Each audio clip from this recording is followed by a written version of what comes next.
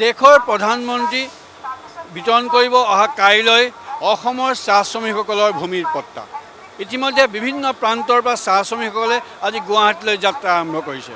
তিনিচুকীয়াৰ পৰা চামেলি এক্সপ্ৰেছত 700খন চাহ বাগিচাৰ 700টা পৰিয়ালৰ 700জন ব্যক্তিয়ে কিছু সময় পাছতে তিনিচুকীয়াৰ পৰা যাত্ৰা আৰম্ভ কৰিব। ইতিমধ্যে মাকুম ৰেল ষ্টেচনত তাৰ কাৰণে ব্যাপক আয়োজন আৰম্ভ হৈছে। 700খন চাহ বাগিচাৰ 700 লোকে ইতিমধ্যে ইয়াৰ পৰা যাত্ৰা আৰম্ভ কৰিবলৈ সাজু হৈছে। আমি সেয়াও দেখুৱাব বিচাৰিছোঁ। তেওঁলোকে ইয়াৰ পৰা যাত্ৰা আৰম্ভ কৰিব আৰু তেওঁলোকে ইতিমধ্যে ৰেলৰ ভিতৰ ভাগলৈ ৰেলখনৰ বিশেষভাৱে যিখন চামেলি এক্সপ্ৰেছ নামৰ যিখন ৰেল সাজু কৰি তুলিছে, সেই ৰেলখনত উঠিবৰ কাৰণে সকলো সাজু হৈছে। কাৰণ খন্তেকৰ পাছতে এই ৰেলখন মাকুম ৰেল ষ্টেচনৰ পৰা বিশেষভাৱে সাজু কৰা ৰেলখন যাত্ৰা আৰম্ভ কৰিব। আমি সেয়াও দেখুৱাব বিচাৰিছোঁ। বিভিন্ন প্ৰান্তৰ লোকসকল আহিছে। 7খন চাহ বাগিচাৰ 700 শ্ৰমিকৰ লোকে ইতিমধ্যে যাত্ৰা আৰম্ভ কৰিব। তেওঁলোকক কাইলৈ দেশৰ প্ৰধানমন্ত্ৰীগৰাকীয়ে ভূমি পট্টা বিতৰণ কৰিব। তাৰ যাত্ৰাৰ কাৰণে তেওঁলোকে সাজু হৈছে। আমি সেয়া দেখুৱাব বিচাৰিছোঁ। নিজৰ সকলোৱে আসন গ্ৰহণ কৰিছে। আমি সেয়া আচলতে দেখুৱাই আছোঁ যে তেওঁলোকে ইতিমধ্যে যাত্ৰা আৰম্ভ কৰিছে। তেওঁলোকে যাত্ৰাৰ মাজতে তেওঁলোকে সাজু হৈছে নিজৰ দবাসমূহত নিজৰ বগীসমূহত বহিবৰ কাৰণে। আমি সেয়াও আমি দেখুৱাবলৈ আমি চেষ্টা কৰিছোঁ। ইতিমধ্যে তিনিচুকীয়াৰ শ্ৰম মন্ত্ৰী ৰূপেশ গোৱালাৰ পৰা আৰম্ভ কৰি তিনিচুকীয়াৰ বিধায়ক সঞ্জয় কিষাণৰ পৰা আৰম্ভ কৰি বিভিন্নজনে আহি সাজু হৈছে। আমি সেয়াও দেখুৱাব বিচাৰিছোঁ। তেওঁলোকে কিছু পিছত আহিব, কিন্তু আমি দেখুৱাব বিচাৰিম যে তেওঁলোকে ইতিমধ্যে নিজৰ আসনসমূহত যাত্ৰা কৰিছে। আমি দেখুৱাব বিচাৰিছোঁ। গুৱাহাটীলৈ যাব?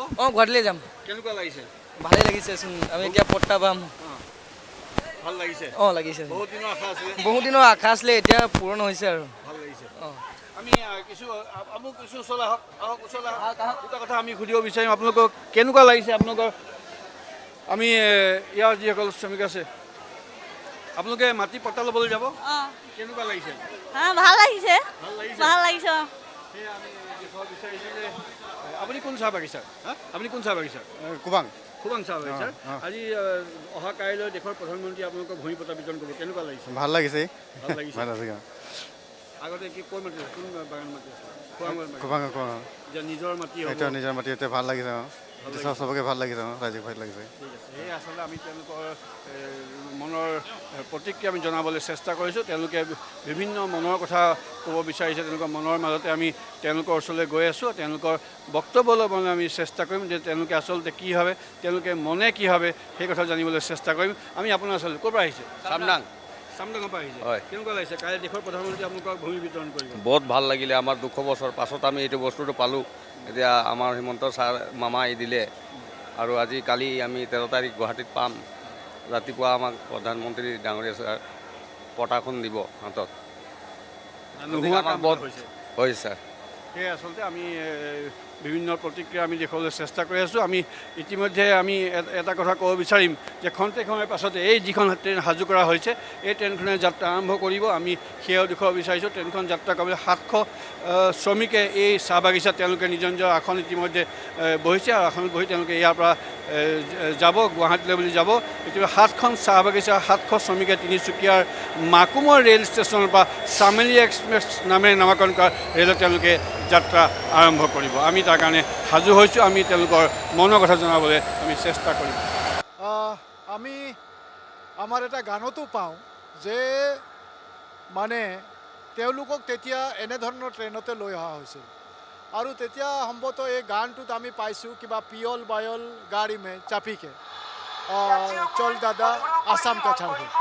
আৰু সেই তেনেকৈ ধৰণৰে আজি 200 বছৰীয়া নিজৰ অধিকাৰ বিচাৰি পেলাই মাননীয় মুখ্যমন্ত্ৰী ডক্টৰ হেমন্ত বিশ্ব শৰ্মা ডাঙৰীয়াৰ শক্তিশালী পদক্ষেপৰ বাবে আজি খুব সুন্দৰভাৱে এই ট্ৰেইনত গৈছে আৰু তেওঁলোকে আজি নিজৰ অধিকাৰ পাবৰ কাৰণে গৈ আছে।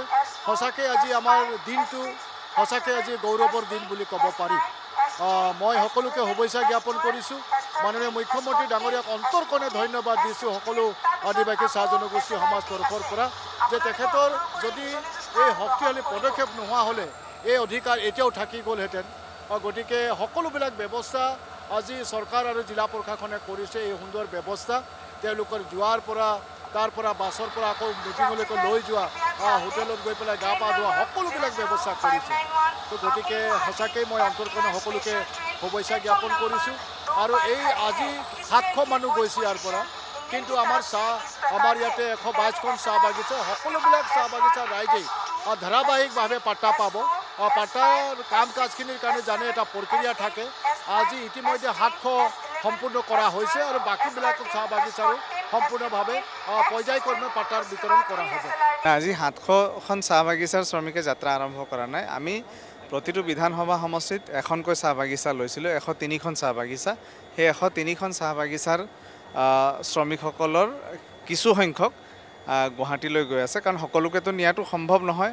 জ্যোতি বিষ্ণু প্ৰেক্ষাগৃহত যিহেতু অনুষ্ঠানটো হ'ব আৰু তাত 5000 কেপাচিটি, গতিকে প্ৰতিনিধিত্বমূলকভাৱে প্ৰতিখন চাহ বাগিচাৰ পৰা, প্ৰতিটো বিধানসভা সমষ্টিৰ পৰা এখন চাহ বাগিচা, আৰু সেই এখন চাহ বাগিচাৰ কিছু সংখ্যক শ্ৰমিকক আমি গুৱাহাটীলৈ নিয়াৰ ব্যৱস্থা কৰিছোঁ। অহাকালিৰ দিনটো সঁচাকৈ চাহ বাগিচাৰ ৰাইজৰ কাৰণে, চাহ জনগোষ্ঠী আদিবাসী ৰাইজৰ কাৰণে এটা ঐতিহাসিক দিন। আৰু এই দিনটো মই ভাবোঁ যে কোনো শব্দৰে আমি ব্যাখ্যা কৰিব নোৱাৰোঁ। অহাকালি দেশৰ যশস্বী প্ৰধানমন্ত্ৰী মহোদয়ৰ হাতৰ পৰা এই যি চাহ বাগিচাৰ ৰাইজক পট্টাৰ অধিকাৰৰ কথা, মাটিৰ অধিকাৰৰ কথা, তেওঁলোকে যি লেবাৰ কলনীত বসবাস কৰি আছে সেই ঘৰৰ অধিকাৰৰ কথা কালি মাননীয় প্ৰধানমন্ত্ৰী মহোদয়ৰ শুভ হাতেৰে সম্পন্ন হ'ব। গতিকে এই মুহূৰ্তত আমি সঁচাকৈ আজি এই অনুষ্ঠানটোত উপস্থিত থাকি নিজকে খুব প্ৰাউড ফিল কৰিছোঁ। আৰু মই মাননীয় মুখ্যমন্ত্ৰী ডক্টৰ হিমন্ত বিশ্ব শৰ্মা ডাঙৰীয়াক বহুত ধন্যবাদ জনাইছোঁ। ভাৰতীয় জনতা পাৰ্টীক মই বহুত ধন্যবাদ জনাইছোঁ। যদিও মই এগৰাকী দলৰ সদস্য, কিন্তু দলক মই ধন্যবাদ জনাইছোঁ। প্ৰধানমন্ত্ৰী ডাঙৰীয়াক ধন্যবাদ জনাইছোঁ। আজি 200 বছৰীয়া যি বঞ্চনা, তাৰ এটা অধ্যায় অন্ত হ'বলৈ গৈ আছে, যিটো দাসত্ব বুলি ক'ব লাগিব।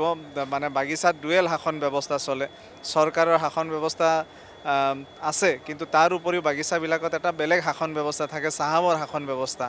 চাহাবে অনুমতি নিদিলে আপুনি খিৰিকী এটাও বদলি কৰিব নোৱাৰে, দৰ্জা এটাও বদলি কৰিব নোৱাৰে, চালিঘৰ এটাও বনাব নোৱাৰে, টিউবৱেলো লগাব নোৱাৰে। আজি সেই অধ্যায়টোৰ অন্ত হ'ব আৰু মানুহবিলাকে স্বাধীনচিতীয়াভাৱে নিজৰ যি ঘৰ, নিজৰ যি মাটি টুকুৰা, তাৰ অধিকাৰ পাব আৰু তাত স্বাধীনচিতীয়াভাৱে বসবাস কৰিব পাৰিব। এইখিনিতে এটা ৰাজনৈতিক বিষয় আছে যে বিৰোধী পক্ষই কৈছিল যে এইটো নহ'ব, কিন্তু হ'বলৈ গৈ আছে। নহয়, তেওঁলোকে যেতিয়া শুনিলে প্ৰথমেতো বিশ্বাস কৰা নাছিল। যেতিয়া তেওঁলোকে প্ৰেক্টিকেলি হোৱাটো দেখিলে, তাৰপিছত কেনেকৈ নহ'ব তাৰ কাৰণে তেওঁলোকে বিভিন্ন ধৰণৰ ষড়যন্ত্ৰ কৰিলে বুলি ক'লেও ভুল কোৱা নহ'ব। কাৰণ নহ'ব বুলি তেওঁলোকে এটা কথা ক'ব লাগিছিল যে 200 বছৰ পিছত শ্ৰমিকসকলে ন্যায় পাবলৈ গৈ আছে, আমি এপ্ৰিচিয়েট কৰিছোঁ বুলি ক'ব লাগিছিল। কিন্তু তেওঁলোকে সেইটো নকৈ পেলাই তেওঁলোকে ডে 1ৰ পৰাই নহ'ব বুলি কৈ থাকিলে। কিয় নহ'ব বুলি কৈ থাকিলে? তেওঁলোকে ভয় খাই আছিল যে এইটো কৰাৰ পিছততো আৰু আমাৰ ৰাজনীতি কৰিবলৈ একো নাথাকিবই। আমি কামৰ ৰাজনীতি কৰিছোঁ, উন্নয়নৰ ৰাজনীতি কৰিছোঁ, চাহ শ্ৰমিক ৰাইজক অধিকাৰ দিয়াৰ ৰাজনীতি কৰিছোঁ। তেওঁলোকৰ ৰাজনীতিটো হ'ল সদায় ভোট বেংকৰ ৰাজনীতি, আমাৰ ৰাজনীতিটো হ'ল উন্নয়নৰ ৰাজনীতি, সকলো শ্ৰেণীৰ লোকক সমানে অধিকাৰ দিয়াৰ ৰাজনীতি।